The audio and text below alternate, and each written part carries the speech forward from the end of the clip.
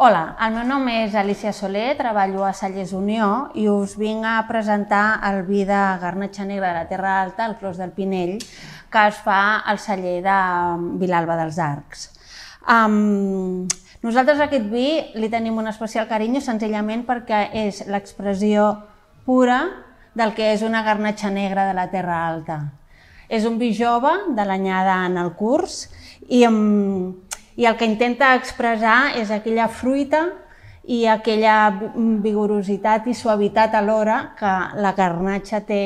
precisament en aquestes zones properes a aquell clima més mediterrani, més característic i més beneficiós per la garnatxa. Si ens el mirem, és un color no molt intens, perquè la garnatxa negra és una varietat que no es caracteritza per ser molt potent de color, de la mateixa manera que no és molt potent de tenir, no és una varietat agressiva, és tot el contrari, és suau, és dolça, és melosa, és molt fàcil d'acompanyar i no necessita grans criances, tot i que se li poden donar si és necessari. Però aquest vi no ho té, és un vi jove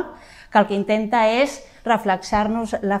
frescor, l'acidesa i la fruita del bosc o fruites vermelles dolces i en teoria és el que hauríem de trobar al tastar-lo.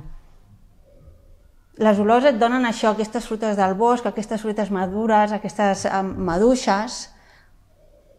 aquest punt d'olor dolça i de fruita vermella fresca. I si el tasteu,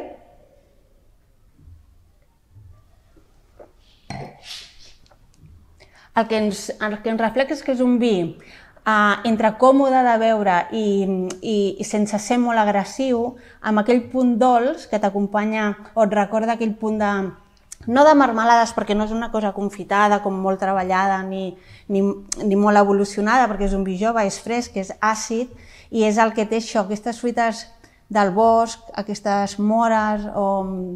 maduixes, és tot aquest conjunt de fruites amb un balsàmic mig especiat entre mentolats i herbes aromàtiques. Seria l'equilibri perfecte per maridar amb menjars no molt elaborats, no casses, no coses molt fortes, però sí que amb arrossos, pastes, amanides de formatge, carns suaus i et marida perfectament perquè no és molt agressiu en boca i et permet que tothom pugui disfrutar de qualsevol tipus de gustos o de matisos en boca, sense que un realci sobre l'altre i tothom pugui expressar-se tant el menjar com la beguda en l'equilibri perfecte.